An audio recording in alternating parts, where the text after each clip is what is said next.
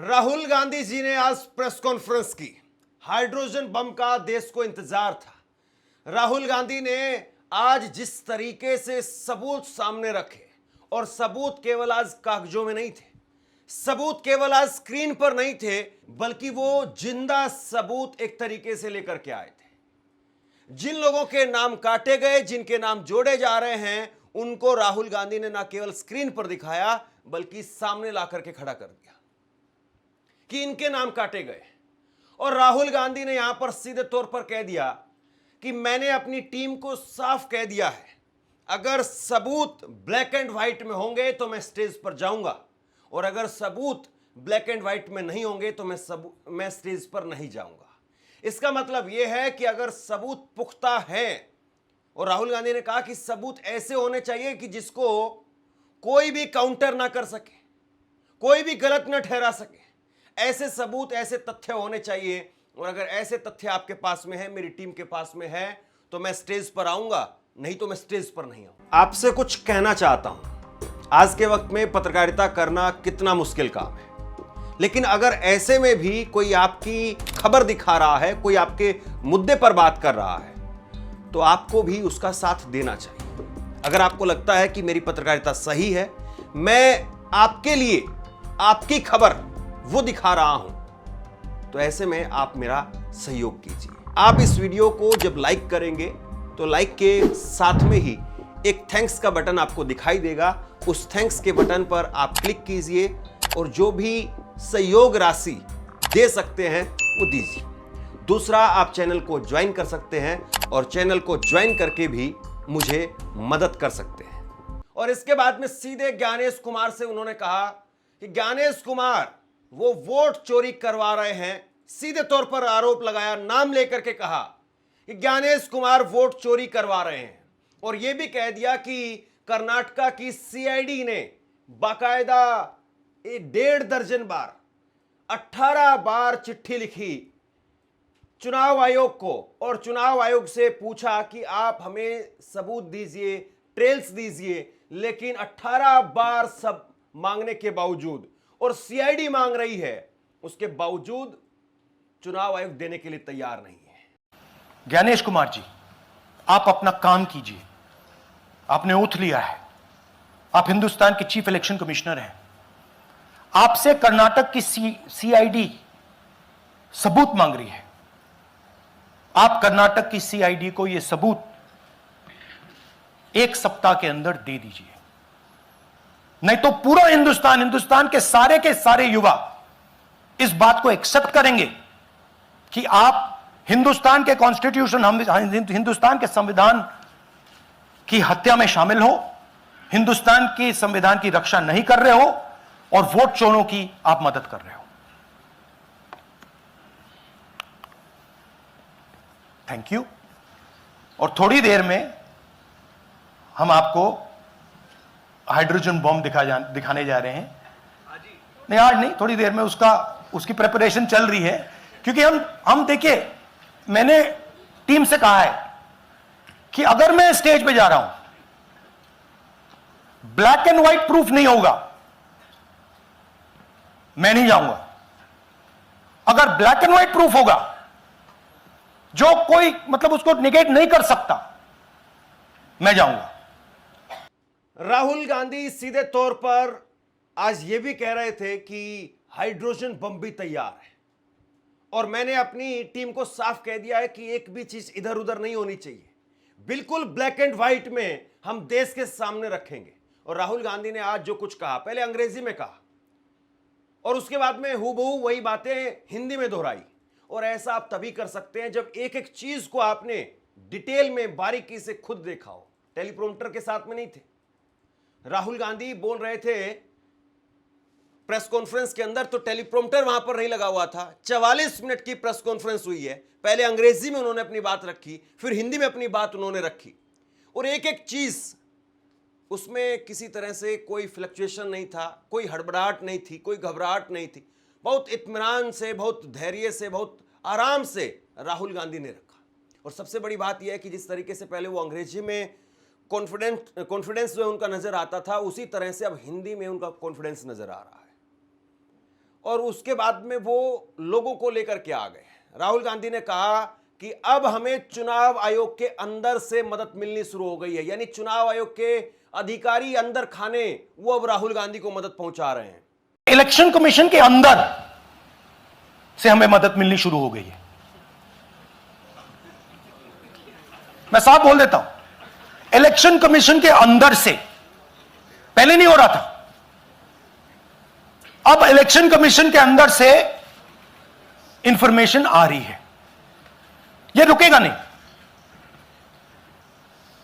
यह रुक नहीं सकता है, क्योंकि हिंदुस्तान की जनता इस बात को एक्सेप्ट नहीं करेगी। एक बार हिंदुस्तान की जनता को, हिंदुस्तान के युवाओं को पता लग गया कि वोट चोरी हो रही है, उनकी शक्ति लग जाएगी। राहुल गांधी ने दरअसल समझाया कि किस तरीके से पूरा खेल किया जा रहा है। एक चुनाव आयोग के अधिकारी के चाचा का वोट काट दिया गया। देखिए, ये जब होता है ना, अति हो जाती है, तब चीजें कई बार आपके हद से बाहर चली जाती है। चुनाव आयोग के अधिकारी, उनके जो है चाचा का वोट काट दिया गया, और जब उन्होंने चेक करने की कोशिश की कि वोट कैसे कट गया, किसने कटवाया है, तो फिर उनको पता चला कि जो वोट काटा गया है उनके पड़ोसी के नंबर से, उनके पड़ोसी के कहने पर काटा गया है। तो उन्होंने पड़ोसी से पूछा कि भैया बताइए, आपने हमारा वोट क्यों कटवाया? तो पड़ोसी ने कहा कि नहीं साहब, हमने आपका वोट नहीं कटवाया है। और इसके बाद में उन्होंने जब तहकीकात की, तब पता चला कि ये वोट तो कहीं और पर ही कट रहे हैं। राहुल गांधी ने कहा कि कुछ लोग किस तरीके से काम कर रहे हैं, सुबह 4:30 बजे उठते हैं और 36 सेकंड के अंदर 2 फॉर्म भर करके वोट काट दिए जाते हैं। राहुल गांधी ने कहा कि दरअसल यह सारा कॉल सेंटर के जरिए किया जा रहा है और इसके पीछे बड़ी शक्ति है। मैं चाहता हूं कि आप एक बार जरा इत्मीनान से सुनिए राहुल गांधी ने किस तरीके से आज की प्रेस कॉन्फ्रेंस में एक एक करके धज्जियां उड़ा करके रख दी। और अब सीधे तौर पर देखना यह है कि चुनाव आयोग इसको लेकर के क्या जवाब देता है। ज्ञानेश कुमार वो इस वक्त में कटघरे में है, वो इस्तीफा देंगे, जवाब देंगे, क्या करेंगे देखना बाकी है। ये एच बॉम्ब तो नहीं है, एच बॉम्ब आ रहा है, हाइड्रोजन बॉम्ब आ रहा है। ये एक और उदाहरण है वोट चोरी का। पिछली बार मैंने आपको एडिशंस के बारे में बताया था, ये हम आपको डिलीशंस के बारे में दिखा रहे हैं, और सबूत के साथ हम आपको दिखाएंगे कि ये जो डिलीशंस हुए हैं ये सेंट्रलाइज तरीके से कॉल सेंटर के प्रयोग करके, सॉफ्टवेयर के प्रयोग करके किए गए हैं।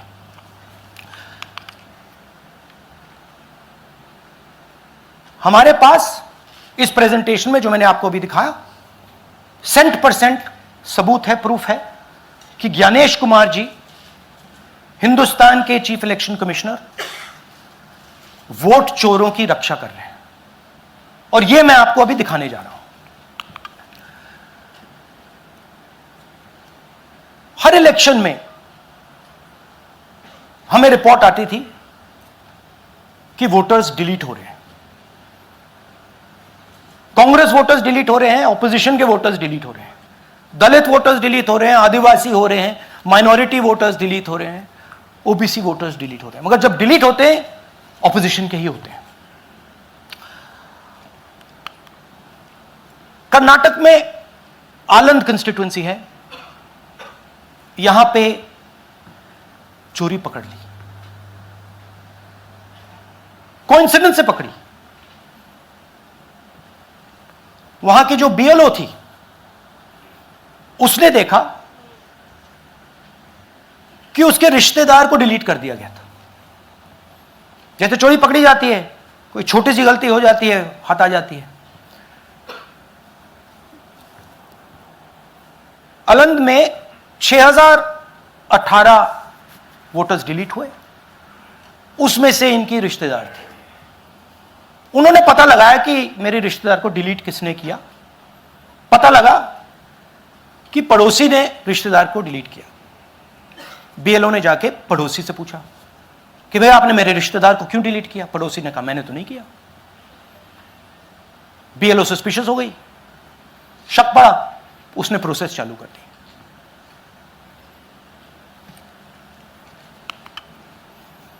पता क्या लगा कि कोई ना कोई किसी ने आनंद में वोटर डिलीशन सिस्टमैटिकली ऑर्गेनाइज तरीके से, सेंट्रलाइज तरीके से किया। हमें यह नहीं मालूम कि आनंद में कितने वोटर डिलीट हुए, क्योंकि इससे बहुत ज्यादा हो सकते हैं। 6,000, तकरीबन 6,000 पकड़े गए, उस पर इन्वेस्टिगेशन हो गया। क्या पता लगा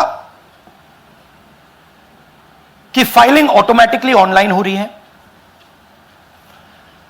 मोबाइल नंबर्स कर्नाटक के नहीं यूज हो रहे, मोबाइल नंबर्स दूसरी स्टेट्स के यूज हो रहे हैं। इनफैक्ट कर्नाटक के नंबर थे ही नहीं उसमें। मतलब आप दिल्ली में बैठे डिलीट कर रहे हो, आपका नंबर तमिलनाडु का है। आप गुड़गांव में डिलीट कर रहे हो, आपका नंबर झारखंड का है। और जब हम चेक कर रहे हैं कि भैया आपका नंबर है, तो आपका नंबर है ही नहीं, किसी और का नंबर है। और टारगेट करके कांग्रेस वोटर्स को डिलीट किया गया। ये गोदाबाई जी हैं, इनके नाम पर 12 वोटर्स डिलीट किए गए। इनको मालूम ही नहीं, इनको पता ही नहीं कि इन्होंने 12 वोटर्स डिलीट किए। दिखाइए जरा। ಇಲೆಕ್ಷನ್ ಟೈಮ್ ಈಗ ये इनका वीडियो है। ನಾ ಅರ್ಜಿ ಹಾಕಿಲ್ಲ, ನನಗೆ ಅದಕ್ಕೆ ಸಂಬಂಧ ಇಲ್ಲ। ಅದು ಯಾರು ಹೊಟ್ಟಿ ಕಿಚ್ಚಿಗೆ ಯಾರು ಏನ ಹಾಕ್ಯಾರ ಅನ್ನೋದು ನನಗೆ ಗೊತ್ತಾಗಿಲ್ಲ। तो इनको आइडिया नहीं है कि इन्होंने वोटर्स डिलीट कर दिए।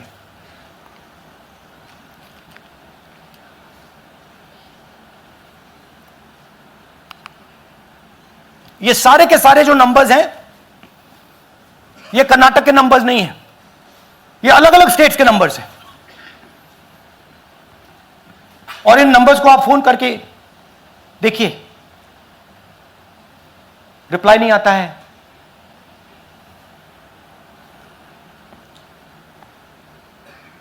तो सवाल यह है कि किसके नंबर्स हैं, ये किसने ऑपरेट किए, जब इन्होंने ऑपरेट किए ये कहां थे, आईपी एड्रेस क्या था, ओटीपी कैसे जनरेट हुआ, कहां गया, यह सवाल है। यह दूसरा उदाहरण, सूर्यकांत जी जो अभी स्टेज पे आए थे, इन्होंने 12 वोटर्स को 14 मिनट में डिलीट कर दिया। आप फॉर्म भरने की कोशिश कीजिए, डिलीशन फॉर्म भरने की कोशिश कीजिए, देखिए। और जब हमने इनसे पूछा कि भैया आपने ये कैसे किया, वो कहते हैं मैंने तो नहीं किया, मैं तो जानता ही नहीं हूं।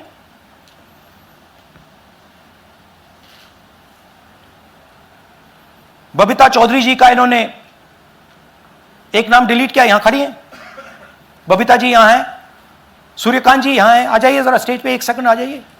ये दोनों खड़े हैं यहां पे, सूर्यकांत जी, बबीता जी। इनको मालूम ही नहीं कि इन्होंने डिलीट किया। Thank you. नागराज जी, इन्होंने 2 एप्लीकेशन 36 सेकंड में फाइल कर दी है। और मजे की बात देखिए, ये 4 बजे सुबह उठ के फाइल कर रहे हैं। पता नहीं क्या हुआ, 4 बजे सुबह कहा कि भैया मैं 2 वोटर को डिलीट करूंगा, और कितने 36 सेकंड में डिलीट कर दिए, फिर सो गए।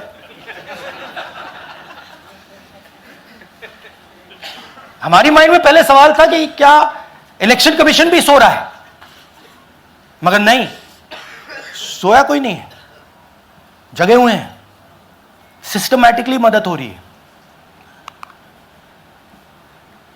यह देखिए दूसरी बात, जो भी डिलीट कर रहा है वोटर लिस्ट में उसका सीरियल नंबर 1 है। मतलब जो भी वोटर लिस्ट में पहले नंबर पे आता है वही डिलीट कर रहा है। 5वें नंबर वाला, 7वें नंबर वाला, 10वें वाला कोई नहीं कर रहा। तो हो क्या रहा है, सॉफ्टवेयर से यह काम किया जा रहा है। सॉफ्टवेयर प्रोग्राम कह रहा है पहला नाम निकालो और इसका प्रयोग करके डिलीट करो। टारगेटेड डिलीशंस हो रहे हैं। कांग्रेस पार्टी पर आनंद में अटैक किया, टॉप 10 10 बूथ्स जहां सबसे ज्यादा कांग्रेस की स्ट्रेंथ थी वहां टारगेट किया, और 2018 में पिछले इलेक्शन में 10 में से 8 बूथ कांग्रेस पार्टी जीती थी, और इन 8 में से इन्होंने 6000 लोग उड़ाने की कोशिश की। ये कोइंसिडेंस नहीं था, ये प्लान था, और ये सेंट्रलाइज तरीके से किया जा रहा है। अब मैंने बहुत बड़ी बात बोली, चीफ इलेक्शन कमीशन के बारे में मैंने बोला कि यह व्यक्ति वोट चोरों की रक्षा कर रहा है। जो भी मैं यहां बोल रहा हूं 100% प्रूफ के साथ, सबूत के साथ बोल रहा हूं, और मैं अभी आपको दिखाना चाहता हूं कि मैं ये शब्द क्यों बोल रहा हूं और किस बेसिस पे बोल रहा हूं। आपको अपनी आंखों से ये दिखेगा। कर्नाटका सीआईडी ने केस चालू किया कि ये वोटर कौन है, ये फोन किसके हैं, ये आईपी एड्रेस क्या है, ओटीपी कहां गया, इन चीजों के बारे में इन्वेस्टिगेशन शुरू होती है। कर्नाटक सीआईडी ने हिंदुस्तान के इलेक्शन कमीशन को 18 चिट्ठियां लिखी हैं। हमें आप ये इंफॉर्मेशन दीजिए, बिल्कुल क्लियर है, डेस्टिनेशन आईपी दीजिए, डिवाइस डेस्टिनेशन पोर्ट दीजिए, ओटीपी ट्रेल दीजिए, फोन नंबर्स दीजिए, फोन नंबर्स के मालिकों के नाम दीजिए। क्लियरली पूछा है, नो आंसर। 18 चिट्ठी CID Karnataka, no answer from chief election commissioner, no answer from election commission. Timeline देखिए,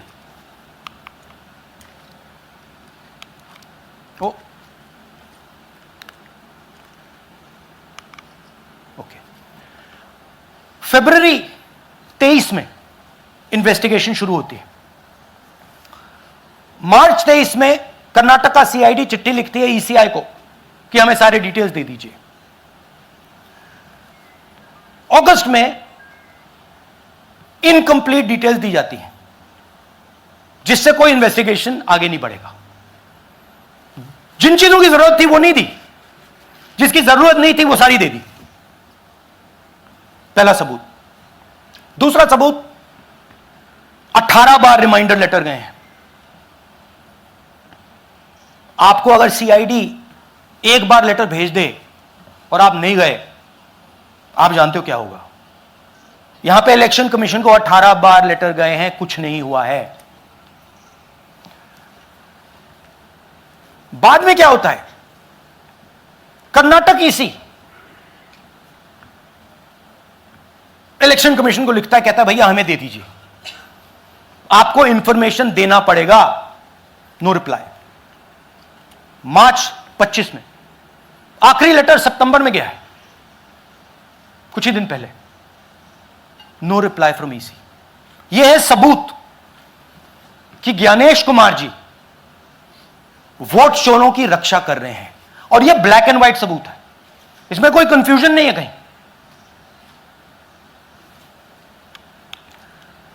तो सवाल उठता है, यह है कौन जो सेंट्रलाइज तरीके से कॉल सेंटर के प्रयोग से, सॉफ्टवेयर से अलग अलग प्रदेशों में वोट डिलीट कर रहे हैं, ऐड कर रहे हैं। इलेक्शन कमीशन जानता है, ज्ञानेश कुमार जी जानते हैं। अच्छा, ये सिर्फ आनंद में नहीं हुआ, ये अलग अलग कंस्टिट्यूएंसीज में हुआ है। आनंद में लीगल प्रोसेस चालू हो गई, पकड़ लिया। यहां महाराष्ट्र में उसी मोडस ऑपरेंडी से, उसी सिस्टम से यहां पे वोट ऐड हुए हैं। आनंद में डिलीट, रजौरा में एडिशन। 6850। आपको याद होगा पिछले प्रेजेंटेशन में मैंने आपको नाम दिखाए थे, ये देखिए वही नाम यहां है। वही सिस्टम महाराष्ट्र में चल रहा है जो कर्नाटक में चल रहा था। नाम वैसे ही है, जेडब्ल्यू जेडब्ल्यू जेडब्ल्यू, पता वैसा है, जेडब्ल्यू जेडब्ल्यू, नाम यू ऐसे किसी ने टाइप करके लगा दिया। तो जो ये काम कर रहा है, ये उत्तर प्रदेश में, हरियाणा में, बिहार में, कर्नाटक में, महाराष्ट्र में वही कर रहा है।